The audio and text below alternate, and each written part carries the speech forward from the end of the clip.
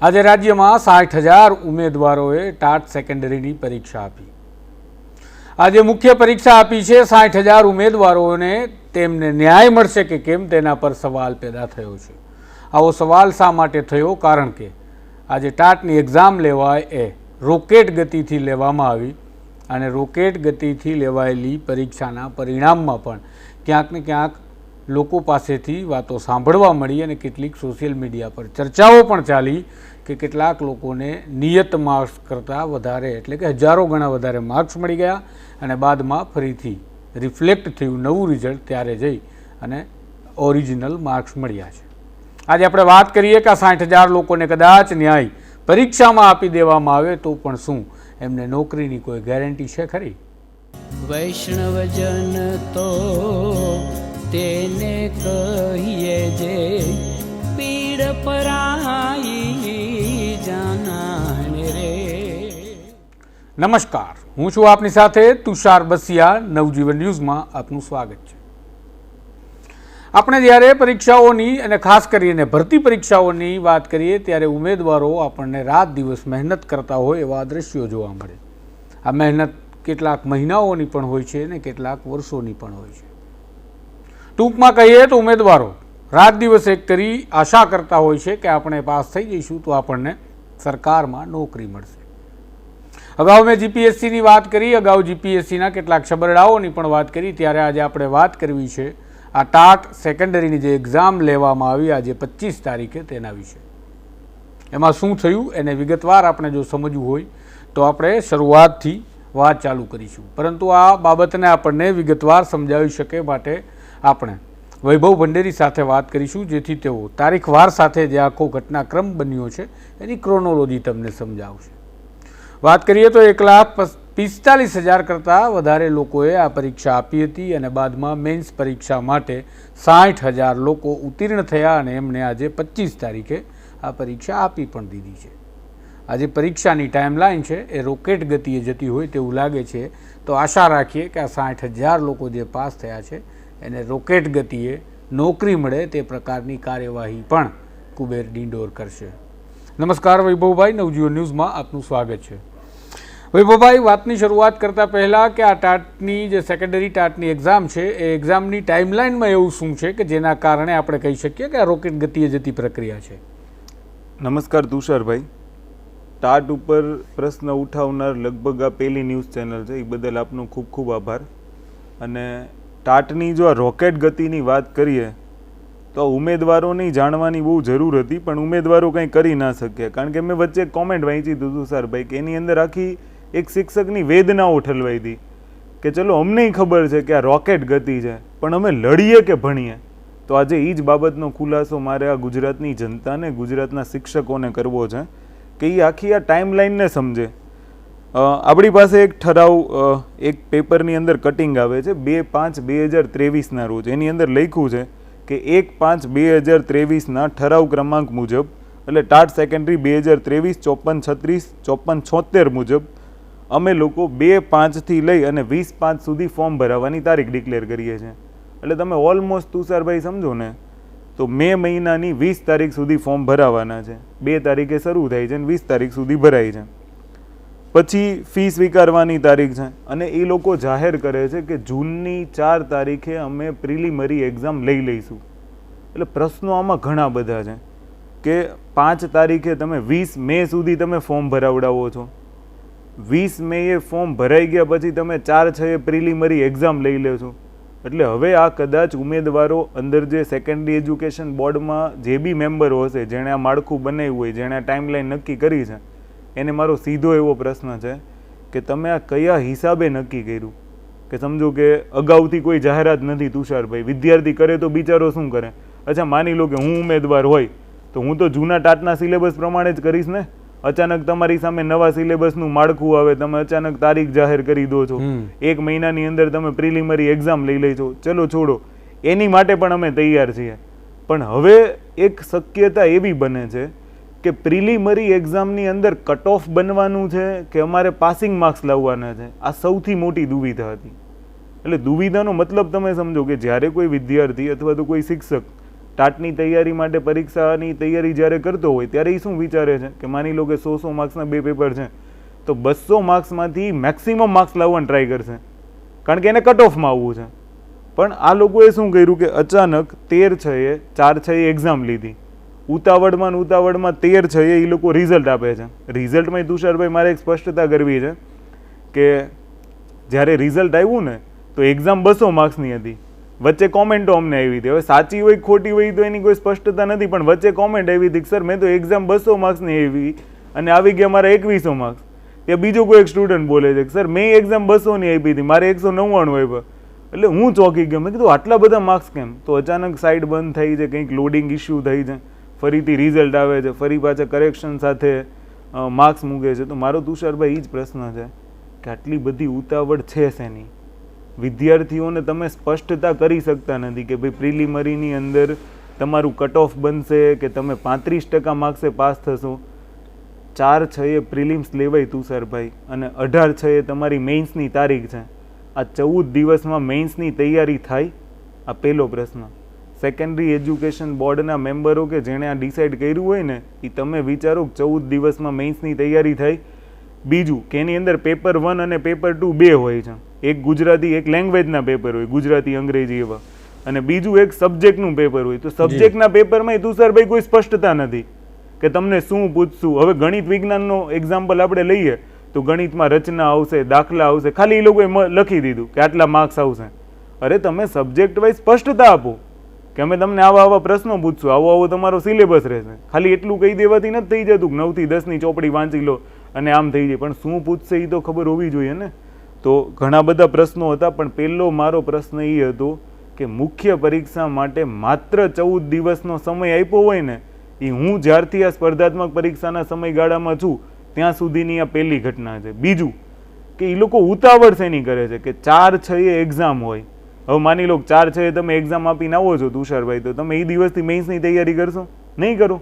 તમને આઈડિયા જ નથી કે મારે 35% માર્ક્સ લાવવાના છે કે મારે મારા કટ ઓફ માટે હાઈએસ્ટ માર્ક લાવવાના છે. ઓલમોસ્ટ કોઈ બી સ્ટુડન્ટ ક્યારે તૈયારી શરૂ કરશે કે જ્યારે એ પાસ થઈ જાય પછી એને હસકારો બેસે કે નહીં હવે મારે ગામની આ મોંઘી દાટ ફીઓ છે એ ભરવી પડશે. અને સંજોગો વસાત બન્યું એવું તુષારભાઈ કે માર્કેટની અંદર મેઇન્સની ફી બહુ હાઈ રાખવામાં આવી, કારણ કે જ્યારે સિલેબસ બદલે છે ને ત્યારે એ ફીસ લોકો લેતા હોય છે. પણ છોડો, ચલો એની ઉપર આપણે નથી પડવું, પણ કહેવાનો મતલબ એમ છે કે 18/6 મેઇન્સ હોય તમારી અને 13/6 તમને કોઈક એમ કે મેઇન્સ આપવાની છે, આની પ્રિપરેશન 5 દિવસમાં થઈ જાય? હું તો એમ કહું છું કે આ બીપર જોઈ છે ને એ કદાચ આમ તો મારે એમ ન કહેવું જોઈએ સારું છે, કારણ કે બહુ મોટી દુર્ઘટનાઓ સર્જીને ગયું છે, છેવાડાના ગામડાઓમાં એણે બહુ નુકસાન પહોંચાડ્યું છે. પણ ટાટના ઉમેદવારો માટે કદાચ હું એમ માનું છું કે એ ફાયદો કરીને ગયું, કારણ કે જો બીપર જોઈ ન હોત ને તુષારભાઈ તો આ 5 દિવસમાં ટાટના ઉમેદવારો મેઇન્સની તૈયારી કેમ કરે? આ શિક્ષણ વિભાગ જાહેરમાં આવીને સમજાવે કે 5 દિવસમાં નવો સિલેબસ, એને ખબર નથી કે મારી સપ્લિમેન્ટરી લીટીવાળી આવવાની છે, કોરી આવવાની છે, અમે પ્રેક્ટિસ શેમાં કરીએ, સમજી ગયા? અને બીજું કેવું ખબર કે કોઈ ઓફિશિયલ જાહેરાત નથી. ઉલટાકનું થાય છે એવું કે એ લોકોને તો એ બી નથી ખબર કે મારે 1 ચર્ચાપત્ર લખવાનું છે, 2 ચર્ચાપત્ર લખવાના, શું લખવાનું. એન્ડિંગના દિવસોમાં એટલે કે 5-6 દિવસો બાકી હોય ને એની પહેલાં એ લોકો જાહેર કરે છે કે તમારે 2 પત્રો લખવાના છે, 2 ચર્ચાપત્રો એટલે એમ તૈયારી થઈ જાય. અંદર બેઠા છે એ તો અધિકારીઓ પાસ થઈને આવ્યા હશે ને, એને ખબર હશે ને કે જીપીએસસીની એજ્યુકેશનલ ઓફિસરની પરીક્ષા તમે આપી છે, એમ 5 દિવસમાં મેઇન્સની તૈયારી થઈ જાય, તો પછી ઉતાવળ શેની છે? અને હવે તુષારભાઈ મારો બીજો એ પ્રશ્ન છે કે ચલો બીપર જો આવ્યું એટલે 25/6 એ લોકોએ એક્ઝામ લીધી એટલે થોડોક વિદ્યાર્થીઓને સમય મળ્યો, પણ 13/6 ને 25/6 વચ્ચે ડિસ્ટન્સ કેટલું ડિફરન્સ કેટલું? 12 દિવસનું. 12 દિવસમાં એ લોકો એના સબ્જેક્ટ વાંચે, એનું લેંગ્વેજનું પેપર રેડી કરે કે શું કરે? ચલો છોડો, વિદ્યાર્થીઓએ આ એક્સેપ્ટ કરી લીધું કે અમે લોકો આટલી ઝડપી જે તમે પાછું વૈભવ આ તારીખે તો હાઈકોર્ટની પણ એક્ઝામ હતી. હા, તો એ એક્ઝામની ડેટ બંને એક થઈ ત્યારે પણ વિદ્યાર્થીઓ અવાજ ઉઠાવી રહ્યા હતા. સેકન્ડરી એજ્યુકેશન બોર્ડને કદાચ નથી સંભળાણો, કારણ કે એમને પોતાની પરીક્ષાને પોસ્ટપોન પણ ન કરી અને પોતાની પરીક્ષાને એડજસ્ટ કરી કે જેથી ઉમેદવારો બંને પરીક્ષા આપતા હોય તો બંને પરીક્ષા આપી શકે એવી વ્યવસ્થા પણ ન કરી. સેકન્ડરી એજ્યુકેશન બોર્ડ કરવા શું માગે છે? 48 પાનાની તમે જે લખવા માટે ઉત્તર વહી આપો છો ત્યાં જરૂર જ નથી એટલા મોટા તમે પેજ બગાડો છો કારણ કે આ સંસાધન સરકારી છે, ગુજરાતની જનતાના ટેક્સના આપેલા પૈસાના છે. તમારા બાપનું ગયું શું? કારણ કે જ્યારે આપણે આટલી મોટી સ્પર્ધાત્મક પરીક્ષા હોય અને 60,000 જેટલા લોકો પરીક્ષા આપતા હોય ત્યારે તો આપણે એટલીસ્ટ ગણિત માંડીએ અને કામ કરીએ. જો આપણે ભણી ગણીને અધિકારી બન્યા હોય, એના માટે ભણેલું અને ગણેલું હોવું જરૂરી છે, તો તમે આ ગણિત માંડી અને આંકડા લગાવી શકો. હવે હું તમને જે વાત વિગતવાર સમજાવવા ઈચ્છું છું, એમાં જે પ્રકારે વૈભવે વાત કરી એમાં હજુ એક એવો પણ પ્રશ્ન છે કે પેન્સિલથી લખવાના કોઈ પેપરની અંદર છૂટ હોતી જ નથી. કારણ કે પેન્સિલથી અથવા તો કોઈ વ્યક્તિ એને ભૂંસી અને બીજું ચિત્ર દોરી શકે કે જે બીજી કોઈ પણ એમની જે લખેલી મેટર છે એને ચેન્જ કરી શકે, અથવા તો જે પેન્સિલથી લખેલું છે એને ભૂંસીને એવું પણ કહી શકે કે અહીંયા કંઈ હતું નહીં, તો શૂન્ય માર્ક છે. અને આ કેટલો મોટો ગંભીર છબરડો કહેવાય કે તમે પેન્સિલની મંજૂરી આપો છો. વૈભવ વિગતવાર સમજાવશે કે કઈ રીતે ઓન રેકોર્ડ આ વાત લખેલી છે કે પેન્સિલની પરવાનગી ટાટના જે ઉમેદવારો હતા એમને મળી ગઈ હતી. જી વૈભવ. તુષારભાઈ, જ્યારે ટાટનો કોલ લેટર આઉટ થયો એ સમયે મુદ્દા નંબર 6ની અંદર તમે જે હમણાં અગાઉ વાત કરી લખ્યું છે કે અમે તમને લોકોને 48 પેજની ઉત્તર વહીઓ આપશું. હજી સ્પષ્ટતા નથી કે લીટીવાળી આપશે કોરી આપશે, કારણ કે મેઇન્સ માટે આપણે લખવાનું હોય અને લખવાની પ્રેક્ટિસ કરવી પડે. તમે કોરા પેજમાં લખો ને તો તમારું લખાણ ત્રાસું જાય, અને તમે જો લીટીવાળા પેજમાં લખો ને તો તમારું લખાણ સીધું જાય. પણ હવે એમાં પાછી બીજી દુવિધા છે કે ગુજરાતીનું પેપર આવે તો લીટીવાળા જે પેપર હોય એમાં ઉપરની લીટી નડીને લખવું કે નીચેની લીટી નડીને લખવું, એ બી સ્પષ્ટતા નથી. આ લોકો ખાલી એમ કહી દે છે કે 48 પેજની સપ્લિમેન્ટરી આપશું. આગળમ બગડમ ગોટાળો કરી અને ઉમેદવારોને ચડાવી દીધું કે તમારે પરીક્ષા આપવાની છે તો આપવાની છે. હા, આપ્યું હોય તો આપો, નહીં તો કાંઈ નહીં. કારણ કે અમે કોઈ તૈયારી કોઈ પ્રિપેરેશન કર્યું નથી. અમારે તો બસ રોકેટ ગતિએ ઝડપે તમારી પરીક્ષા લઈ લેવાની છે, અને આ તો લેવા ખાતર લીધેલી પરીક્ષાની જેમ જાણે આ ચાલ્યું હોય એવો આખો ઘટનાક્રમ છે. જી વૈભવ. બીજો ક્વેશ્ચન તુષારભાઈ, એ બી હું તમારી સાથે સહેમત છું કે આ લોકોએ સંસાધનો બગાડ્યા. એનું રીઝન કહું કે અંદર અધિકારીઓ હોય, માની લો હું એક ટીચર છું તો મને ખબર છે કે ભાઈ 150 શબ્દની મર્યાદામાં તમારે કદાચ પત્ર લખવાનો હોય, કે ભાઈ 200 શબ્દમાં તમારે ચર્ચા પત્ર લખવાનું હોય, 350 શબ્દ નિબંધ લખવાનો હોય, તો એની માટે કેટલા પેજ જોઈએ? એવું મેં મેક્સ ટુ મેક્સ કાઉન્ટ કર્યું કે 350નો એસે હોય ને તો તમે 400 શબ્દ લખો, 100 શબ્દનો પત્ર હોય તમે 150 શબ્દ લખો. એવી રીતના મેક્સ ટુ મેક્સ અગર આપણે કેલ્ક્યુલેશન કરીએ છીએ ને તોય મેક્સિમમ 17 પેજ જોઈએ. તો પછી 48 પેજ બગાડ્યા શું કામ? એ કઈ સ્પેસ આપી? ક્યાંક આમાં જીપીએસસી વાળી તો નથી થવાની ને જે આપણે હમણાં ખુલ્લું કરીએ છીએ? ક્યાંક એવું તો નહીં થાય ને કે ટેકનિકલ એરરના નામે કોકની આકૃતિઓ ભૂસી નાખશે?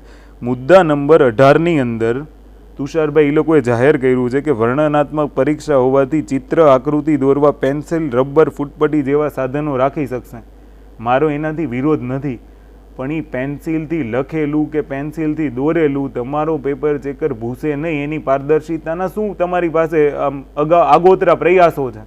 કારણ કે જીપીએસસીમાં આપણે જોયું, હમણાં જ આપણી જે સિરીઝો ચાલે છે એની અંદર એક વિડીયો સિરીઝમાં આપણે એવો કર્યો છે કે ભાઈ જીપીએસસીએ એને ટેકનિકલ એરર ગણી લીધી છે. હવે ટેકનિકલ એરર છે, ઇન્ટેન્શન હતો કે અનઇન્ટેન્શન હતો? એણે શું કર્યું જીપીએસસીએ તુષારભાઈ કે એક લખેલો પ્રશ્ન છે એને કોરો સ્કેન કરી લીધો. સાચી વાત. અને આ તો વિદ્યાર્થીઓ એની સામે અવાજ ઉઠાવ્યો એટલે ખબર પડી કે લખેલા પ્રશ્નને કોરો સ્કેન કરીને 0 મૂક્યા છે, છતાં જીપીએસસી સ્થાપિત ન થવા દીધી. હા, પણ બીજી વસ્તુ એ છે કે તમે સમજો કે અહીંયા કોઈ વિદ્યાર્થીની આકૃતિ ભૂસી નાખે, અથવા તો ચલો એમ કહી દેશે કે આ લોકોના તો ગમે ત્યારે પેપરો ઘસાતા હોય, ઉડતા હોય, સળગતા હોય, એમાં માની લો કે આની રબર પેન્સિલની આકૃતિઓ ભૂસાઈને એની ગેરંટી શું? એ આછી ન પડે એની ગેરંટી શું? સમજી ગયા? 60,000 પેપર ચેક કરવાના, 5300 પેપર ચેક કરવાની અંદર જીપીએસસી ને 9 મહિના લાગી ગયા છે. 9 મહિના. હા, અને ટાટના ઉમેદવારોને મારે એ જ કહેવાનું છે કે આ 60,000 પેપર ચેક કરવામાં કેટલા સંસાધનો જોશે, કેટલા લોકો જોશે ને ક્યારે તમને રિઝલ્ટ આપશે? મારે સાહેબ આ સેબને એક જ પ્રશ્ન છે સેકન્ડરી એજ્યુકેશન બોર્ડને કે તમે પ્રીની ડેટ આપી, મેઇન્સની ડેટ આપી, રિઝલ્ટની અને ભરતીની તો ડેટ આપો. વિદ્યાર્થીઓને તો રિઝલ્ટ ને ભરતીથી મતલબ છે, ખાલી એક્ઝામોની ડેટ આપવાથી કંઈ નહીં થાય. અને આ ટાટમાં એમાં તો એવી જ સિસ્ટમ છે કે તમે અત્યારે પાસ થાવ, પછી તમે જ્યારે નોકરી મળે ત્યારે નોકરીના હકદાર છો, તમને બોલાવવામાં આવશે. ઉંમર જતી રહી હોય તો પછીનો પ્રશ્ન છે. પણ આ જે આખો ઘટનાક્રમ ચાલે છે, 60,000 ઉમેદવારોને ક્યારે પાસ કરીને બોલાવવામાં આવે. વળી વાત એટલા માટે મારે કરવી પડે સ્પષ્ટતા, કારણ કે અગાઉ જેમ વૈભવે કહ્યું એ પ્રકારે કે પરીક્ષા લઈ લેવાની જે તૈયારી હતી એ એટલી ઉતાવળભરી હતી કે એવું કહેવાનું ભૂલી ગયા હતા કે આમાં પાસ થયેલા કોને ગણવા. એ પણ તમે બાદમાં જણાવો છો કે પાસ થયેલા કોને ગણશું, અને હવે 60,000 પાસ થાય છે. એટલે આખો ઘટનાક્રમ છે એમાં વાત આખી ગળે ઉતરે તેવી પણ નથી, અને ગળે નથી ઉતરતી પણ છતાંય ઉમેદવારોએ તો ઉતારવી જ પડશે, અને નથી ઉતરતી તો હવે સવાલો કરવા પડશે. એ તમારું કામ છે કારણ કે તમે ઉમેદવારો છો. જી વૈભવ. બીજું મારે તુષારભાઈ તમને એ સ્પષ્ટતા કરવી છે કે શિક્ષણ વિભાગ ખબર નહીં શું જોઈને 60,000 પાસ કર્યા છે. એની તમે એક વસ્તુ સમજો કે માની લો કે શિક્ષણ જીપીએસસીમાં કેવું હોય છે કે 180 જગ્યા છે તો એની સામે એ લોકો 901 જણાને ઇન્ટરવ્યુમાં બોલાવશે. એનો એક ટાર્ગેટ હોય છે કે ભાઈ આટલા ગણાને અમે બોલાવશું, 15 ગણાને, 20 ગણાને. તો હું એમ કહું છું કે આ 60,000ને પાસ કર્યા તો શું શિક્ષણ વિભાગમાં આટલી બધી જગ્યાઓ ખાલી છે? તો તમે કયા હિસાબે કેલ્ક્યુલેશન માર્યું કે મારે આ 60,000 જણાને પાસ કરવા જોઈએ, કે માત્ર પછી પેલા 100 રૂપિયા ભરીને પૈસા ભેગા કરવાની એક રીત છે? કારણ કે 60,000ના પેપર ચેક કરવા, 60,000ના પેપર કાઢવા, લેવા, આ બધું બહુ મોટું એક પ્લાનિંગ હોવું જોઈએ. પણ શું આ સેકન્ડરી એજ્યુકેશન બોર્ડે એવું પ્લાનિંગ કર્યું છે કે ભાઈ અમારી કેટલી ભરતી આવશે અને એના ગણામાં આટલા બોલાવીએ? નહીંતર તો આ સંસાધનો વેસ્ટ જ છે ને, આમાં બીજું તો કંઈ છે નહીં. એક સમજવા જેવી બાબત શું છે ખબર? કે માની લો શિક્ષણ વિભાગ પાસે 2,000 શિક્ષકોની ભરતી હોય તો એને મેક્સ ટુ મેક્સ હું માનું છું ત્યાં સુધી 10 ગણા પાસ કરે તોય 20,000 થાય. તો 60,000 કેમ? 6,000ની જગ્યા હશે રાજ્ય સરકાર પાસે શિક્ષણ વિભાગમાં? નહીં હોય. 6,000ની તો નહીં હોય. હજી વિદ્યા સાહેબ, હમણાં જ આપણે થોડા દિવસ પહેલા એક વિડીયો જોયો હતો ને કે જેની અંદર ટાટના ઉમેદવારો જૂની પરીક્ષા પાસ કરી છે એ ભરતીની ડિમાન્ડ કરે છે, એ પૂરી કરી શકતા નથી, નવી 60,000ની મેન્સ લઈને એને સપનાઓ દેખાડે છે. બીજી વસ્તુ મારે તમને એ તુષારભાઈ કહેવી હતી અહીંયા કે તમે એક વસ્તુ સમજો કે તમે પ્રિલિમ્સ એક્ઝામ આપીને આવો અને તમને ખબર નથી કે તમારા માર્ક્સ કેટલા લાવવાના છે. અચાનક એક 13/6 રિઝલ્ટ આવી જાય છે ને એમાં એમ કહે છે કે 35% વાળા બધા પાસ. અરે બોસ, તમે લોકોએ પહેલાં કહી દીધું હોત ને કે 35% પાસ થઈ જશું ને અમને મેઇન્સ આપવાનો ચાન્સ મળશે તો વિદ્યાર્થીઓ 35 ને 36%ની જ મહેનત કરે તો એ લોકો મેઇન્સ ઉપર ફોકસ કરી શક્યા હોત. પણ આ સ્પષ્ટતા શું કામ નથી કરતા? એટલે જ મારે એવું કહેવું છે, આ વિડીયોના મારફતથી, નવજીવન ન્યૂઝના મારફતથી મારે તમને જણાવવું છે કે હમણાં હાયર સેકન્ડરીની એક્ઝામ આવવાની છે, ટાટ હાયર સેકન્ડરી, તો તમે એમાં સ્પષ્ટતા કરજો કે જેથી આવી ગૂંચવડો ઊભી ન થાય. બીજું તુષારભાઈ મને અહીંયા એ કહેવું છે કે પેપર 1 અને પેપર 2 બે ટાટની એક્ઝામમાં હોય તો પેપર 2ની એક્ઝામની અંદર એક આખો સિલેબસ હોય છે. એ સિલેબસનું કોઈ સ્પષ્ટીકરણ નથી. માની લો કે એની અંદર સબ્જેક્ટ વાઇઝ પેપર જતા હોય, જેમ કે સંસ્કૃત, હિન્દી, ગણિત, વિજ્ઞાન. તો ગણિતવાળાને એ નથી ખબર કે પ્રમેય પૂછાશે, રચના પૂછાશે, દાખલા પૂછાશે, વિજ્ઞાનના સવાલો કેવા આવશે, કોઈ જાતનું સ્પષ્ટીકરણ નથી. સંસ્કૃતવાળાને, ભાષાવાળાને એ નથી ખબર કે ટ્રાન્સલેશન પૂછાશે કે નહીં પૂછે. આ લોકો તૈયારી કરે તો શેની કરે? આ 14 દિવસમાં એની દુવિધાઓ સોલ્વ કરે કે પછી આ તૈયારી કરે? તો આ વખતે સેકન્ડરી એજ્યુકેશન બોર્ડે ઘણી બધી આવી ગડબડ ગોટાળા કર્યા છે. અને આ ગડબડ ગોટાળામાં તમે એક વસ્તુ સમજો કે તાજેતરની અંદર જીપીએસસી 44 વ્યક્તિઓના પેપર સરખા ચેક નથી કરી શકી. જીપીએસસી કહેવાય, જે બહુ વિશ્વસનીય સંસ્થા છે. તો સેકન્ડરી એજ્યુકેશન બોર્ડ આ 60,000માં ગડબડ ગોટાળો નહીં કરે, એની ટ્રાન્સપરન્સીની સિસ્ટમ શું છે એની પાસે? બીજો સવાલ મારો એ જ સેકન્ડરી એજ્યુકેશન બોર્ડને છે કે અગર માની લો તમારામાં ટ્રાન્સપરન્સી નથી રહેતી, કોઈ વિદ્યાર્થી કે કોઈ ઉમેદવાર તમારા સુધી પહોંચે છે એનો પ્રશ્ન લઈને, તો એની ગ્રીવાન્સીસ રિડ્રેશલ સિસ્ટમ તમારા પાસે શું છે? કે પછી એવું જ થશે જે જીપીએસસીમાં થાય છે કે સામાન્ય ઉમેદવાર જાય એટલે એને એમ કહી દેવાનું તાર રોલ નંબર બોલ, તાર ઉમેદવાર બોલ, ડરાવશે. કે બીજો ઓપ્શન એ હશે કે જા હાઈકોર્ટ જા, હાઈકોર્ટમાં અમે તારા પ્રશ્નોનો જવાબ આપશું. તો આ બી સ્પષ્ટીકરણ હોવું જોઈએ. મારું એવું પર્સનલી માનવું છે, કારણ કે આમાં જે ઉમેદવારો હશે ને સાહેબ, એ બહુ ગરીબ ઘરમાંથી આવતા હશે, ટાટના ઉમેદવારો. તો એ બિચારાઓ શું હાઈકોર્ટ જશે? અને એ ક્યાં સુધી લડશે એમ પોતાની લડતો? અને અંતે પછી કેવું, હારીને પછી શિક્ષકો તો પાછા 7,000માં લાગી જશે. આ દેશમાં તમે જોશો ને તો શિક્ષક એક એવો વર્ગ છે કે જે 7,000માં નોકરી કરે છે, આજ દિન સુધી એનો પગાર વધ્યો નથી. અને આ તો ભ્રષ્ટાચાર વગરની બ્રાન્ડ થઈ ને શિક્ષકની. તો એને તો શું છે, બિચારાઓને ભણાવવાનું છે, એટલે એમાં એનો કોઈ પેલો ઉદ્દેશ્ય નથી. તો એને આ લોકો રંજાડશે, એને આ લોકો હેરાન કરશે કોઈ સ્પષ્ટતા વગર. અને 60,000ને તો તમે સપનું બતાવી દીધું ને કે તમે લોકો મેઇન્સ આપી છે, તમારા ચાન્સ છે. સાચી વાત છે. તો એ 60,000માં તમે એવું બતાવો કે અમે આટલા શિક્ષકોની ભરતી કરશું અને આ ટાઈમે કરી જ દેશું, એટલી સચોટતા આમાં બતાવો અને પરિણામ આ સમયે લાવશું. હા, તો એ સ્પષ્ટતા જ નથી આ લોકોની. કે તમે લોકો એવું તો બતાવતા નથી કે ભાઈ આ સમયે શિક્ષકોની ભરતી થશે, આ સમયે તમારું મેઇન્સનું રિઝલ્ટ આવશે, આપી દો ને ડેટ, એટલું જ જોઈએ છે. છબરડા વગર આપજો, નહીંતર પાછું અમે ને નવજીવન ન્યૂઝ તો છીએ જ છબરડા ખોલશું તમારા. જી વૈભવ, આશા રાખીએ કે આવા છબરડાઓ ન થાય, આ 60,000 ઉમેદવારોને ન્યાય મળે અને આ ન્યાય સમયસર મળે અને પરિણામ પણ સમયસર મળી જાય, જેથી એમને પરિણામની જે આશા છે એ પરિણામ એમને વહેલી તકે મળે અને નોકરી પણ મળવાની હોય તો વહેલી તકે મળે. કારણ કે આટલી મોટી સંખ્યામાં જે ઉમેદવારો છે એમને નોકરી આપવા માટે સરકારનું શું આયોજન છે હું નથી જાણતો, પરંતુ આશા રાખીએ કે સરકારનું આયોજન હશે કે કોઈ અગાઉના જે લોકો હજી નોકરી માટે ફાંફા મારતા હોય એ પ્રકારે આ ભરતી માટે જે લોકોએ અત્યારે ટાટની એક્ઝામ આપી છે એ લોકો ફાંફા ન મારે. આપણે ફરીથી ગુજરાતમાં નોકરી માટે આંદોલનો ન જોવા પડે એવી પણ આશા રાખીએ. અને તમે જે પ્રકારે કહ્યું એ પ્રકારે કે હવે નવી ભરતી જે શિક્ષણ વિભાગ લાવવાની પ્રક્રિયા હાથ ધરે એમાં પણ ખાસ ધ્યાન રાખે કે શરૂઆતથી તમામ બાબતોની સ્પષ્ટતા કરે. કારણ કે આ સ્પષ્ટતા જ્યારે તેઓ નથી કરતા તેના કારણે ઉમેદવારો કેટલા હેરાન પરેશાન થાય છે એમનું મન જાણે છે. અને વળી તમે કહ્યું વૈભવ એ જ પ્રકારે કે આ વિદ્યાર્થીઓ મોટા ભાગે મધ્યમ અને અથવા તો ગરીબ પરિસ્થિતિમાંથી આવતા હોય છે, એમને આ બધું પરવડતું નથી, આ ખર્ચ એ લોકો પોસાય એ રીતના ખર્ચ કરી શકતા નથી. આશા રાખીએ કે ફરીથી આ પ્રકારની ઘટનાઓની ચર્ચા મારે તમારી સાથે ન કરવી પડે અને સરકાર આ બાબતે ધ્યાન દોરશે. નવજીવન ન્યૂઝ સાથે જોડાયેલા રહેજો. નવજીવન ન્યૂઝની જો આ ચેનલને તમે લાઇક અને સબસ્ક્રાઇબ નથી કરી તો લાઇક અને સબસ્ક્રાઇબ કરી લેજો. સાથે જ જો આપ નવજીવન ન્યૂઝની આ ચેનલ પર જાહેરાત આપવા માટે ઈચ્છો છો તો ડિસ્ક્રિપ્શન બોક્સમાં આપેલા નંબર પર સંપર્ક કરી વધુ વિગતો મેળવી શકો છો. નમસ્કાર. વૈષ્ણવજન તો તેને કહીએ જે પીડ પરાઈ.